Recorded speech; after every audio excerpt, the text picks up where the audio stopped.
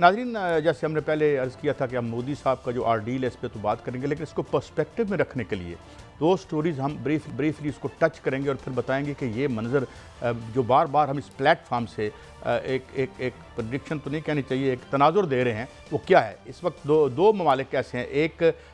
نیپال ہے جہاں پہ تمام طالب علم باہر نکل آئے ہیں، وہاں پہ سوشل میڈیا پر پابندی لگا دی ہے۔ دوسرا انڈونیزیا میں ایک بڑی خوفناک جو ایک موومنٹ شروع ہو چکی ہے جس کے پہلے بھی ہم ذکر کر چکے ہیں، اور وہ اس میں انہوں نے کسی بھی پولیٹیکل پارٹی کو نہیں آنے دیا۔ اور آپ کو اگر میں یاد دلاؤں تو ہم یہاں ہی اسی پلیٹ فارم سے رپورٹ کرتے رہے ہیں کہ جب کسانوں کی تحریک انڈیا میں چلی تھی تو انہوں نے وارن کیا تھا کہ کوئی پولیٹیکل لیڈر یہاں نہ آئے کیونکہ تم سارے ایک جیسے ہو، ہم اپنی لڑائی خود لڑ لیں گے۔ تو اب میاں صاحب اگر آپ غور فرمائیں تو 500 بلین کا مطلب جھٹکا لگنے لگا ہے I T sector per. Trump آپ جانتے ہیں ایک منتقم قسم کے آدمی ہیں، اور وہ یہ کہہ چکے ہیں کہ اب انڈیا اور رشیا چائنا کے کیمپ میں جا چکے ہیں، اور ہم دیکھ رہے ہیں کہ جو ورکنگ کلاسز پر اس پورے خطے میں بوجھ آ رہا ہے تو بڑی بڑی موومنٹس اٹھ رہی ہیں۔ تو اس میں میں آپ کو بھی انوائٹ کروں گا، اس پہ ذرا آپ بھی اپنا تناظر دیں کہ اور ساتھ ساتھ یہ بھی بڑا اہم ہے کہ مودی صاحب کے خلاف بیانات ان کی ملٹری بیوروکریسی نے دینے شروع کر دی ہیں چائنا کے حوالے سے۔ تو لگتا ہے کہ وہاں کی رولنگ ایلیٹ بھی ڈیوائیڈڈ ہے، اوپر سے ایک معاشی بحران آ رہا ہے، اور ساتھ ہمیں نئی تحریکیں بنتی ان ملکوں میں نظر آ رہی ہیں۔ میاں صاحب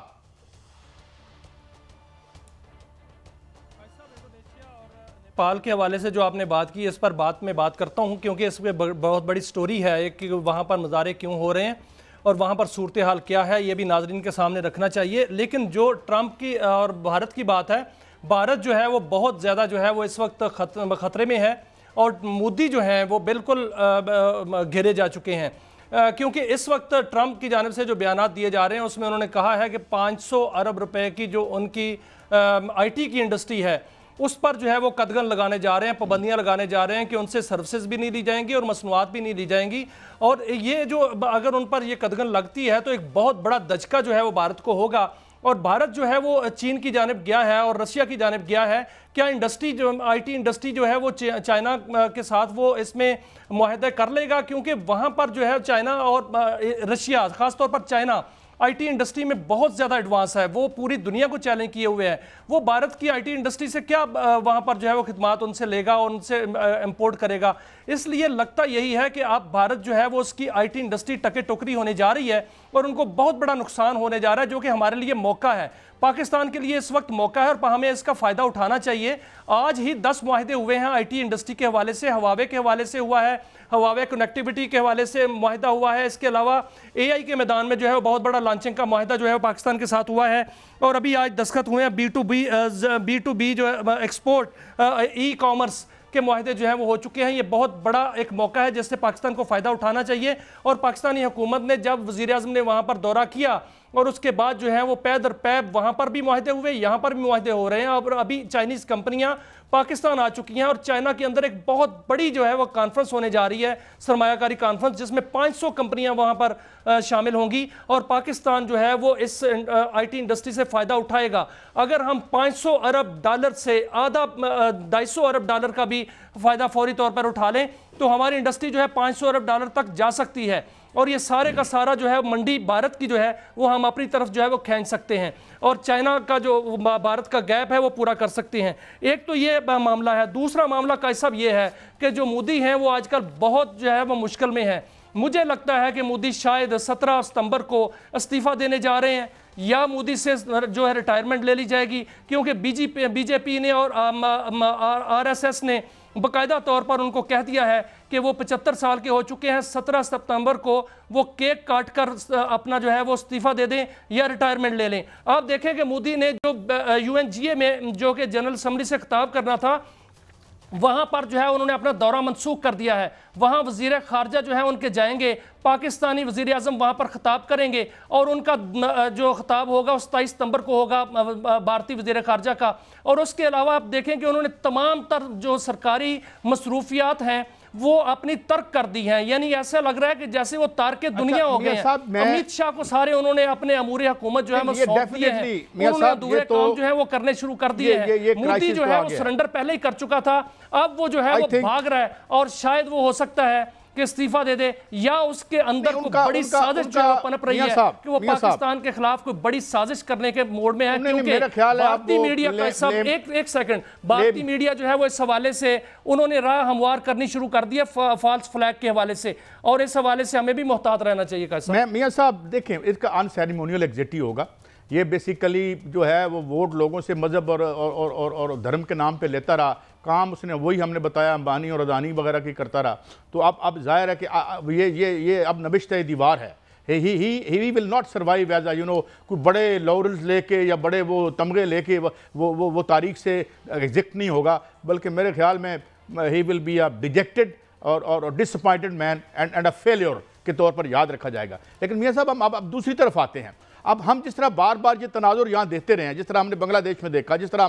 ہم نے جو ہے وہ سری لنکا میں دیکھا، اب ہم نیپال میں دیکھ رہے ہیں۔ نیپال میں بھی آپ کو پتہ ہے بڑی دیر سے ایک کلاس کانفلکٹ جاری ہے، اور اب انڈیا تو ایک بہت بڑا ملک ہے، ایک ارب 40 کروڑ کا ملک ہے، اور جہاں پہ ایک بہت بڑی یعنی آرگنائزڈ ہیں لوگ جو ہیں ہر سطح پر، تو اگر یہ 400-500 ارب کی ہٹ ان کو لگتی ہے تو میں سمجھتا ہوں یہ جس طرح ہم نے انڈونیزیا کی خبریں، انہوں نے کچھ 17-18 ڈیمانڈز دے دی ہیں انڈونیزیا کے لوگوں نے، اور ساتھ انہوں نے یہ بھی یعنی 18+7 ڈیمانڈ گویا ان ٹوٹو 25 دے دی انہوں نے۔ اب وہ کیا کہہ رہے ہیں؟ ایک تو وہ تمام پولیٹیکل پارٹیز کو کہہ رہے ہیں کہ جناب حضور آپ کا تشریف لانے کی یہاں ضرورت نہیں ہے، آپ نے مال شال بنا لیا، بچوں کے لیے پیسے اپنا مختلف دارالخلافوں میں نوٹوں کے آپ نے ماؤنٹ ایوریسٹ کھڑے کر دی ہیں، ہماری موومنٹ میں نہ آئیں، بالکل ڈونٹ کم ہیئر۔ اینڈ یہ پیٹرن ہمیں فالو ہوتا نظر آتا ہے آج سے 1.5-2 سال پہلے جو تقریباً 14 مہینے تحریک انڈیا میں کسانوں کی چلی تھی، انہوں نے کہا ہم آپ کو اوپر جو پوڈیم ہے اس سے اٹھا کے نیچے پھینک دیں گے۔ تو یہ جو مسٹرسٹ پیدا ہوا ہے،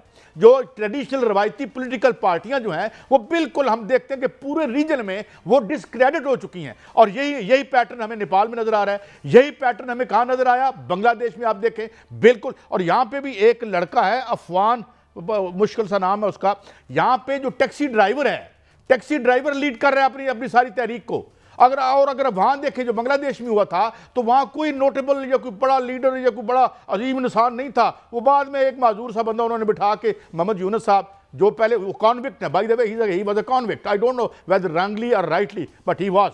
تو وہ ان کو اوپر بٹھا دیا۔ تو میں یہ سمجھتا ہوں کہ یہ پورے خطے کے لیے میرے خیال میں ایک سبق ہے، اور میاں صاحب مجھے لگتا ہے کہ جس طرح ہم بار بار اس پلیٹ فارم سے کہتے رہے ہیں کہ اب مجھے لگتا ہے کہ Indian working class will be on the move, اور یہ سارا جو ایک مذہبی ایک رجت پسندی ہے اور جو وہاں پہ یہ جبر تھا مذہب کے نام پہ، اس کو مجھے لگتا ہے کہ ان کے عوام اوور تھرو کر دیں گے۔ میاں صاحب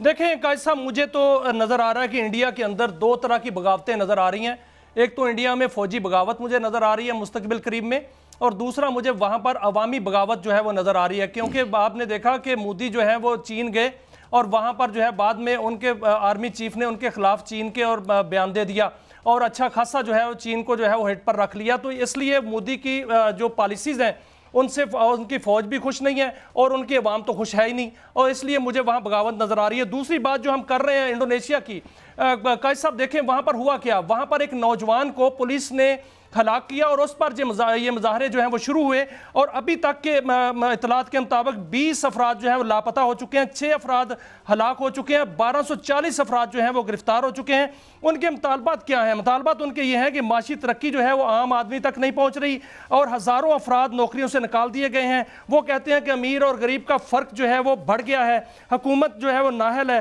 اور اشرافیہ جو ہے وہ کرپشن میں ڈوبی ہوئی ہے۔ اس کے علاوہ آپ نیپال کی طرف آئیں تو نیپال میں بھی بڑا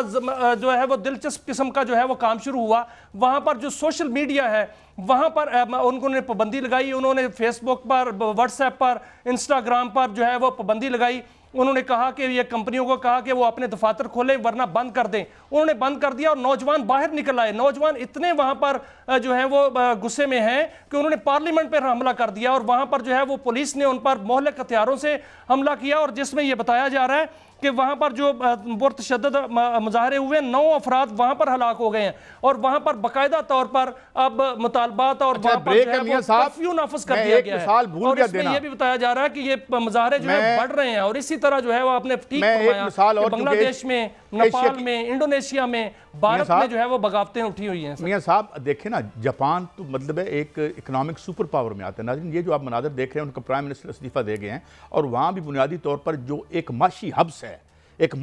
ہے، چاہے نو میٹر آپ کی جی ڈی پی کتنی ہے کیا ہے، بات یہ ہے کہ کیا ٹرکل ڈاؤن ہو رہا ہے یا نہیں ہو رہا، تو اب ٹرکل اپ ہی ہو رہا ہے، اوپر ہی جا رہا ہے، جس کا نتیجہ نکل رہا ہے۔ میرے خیال میں بہت سی اسباق ہیں اس ساری کھیل میں ہمارے تمام خطے کے ممالک کے لیے۔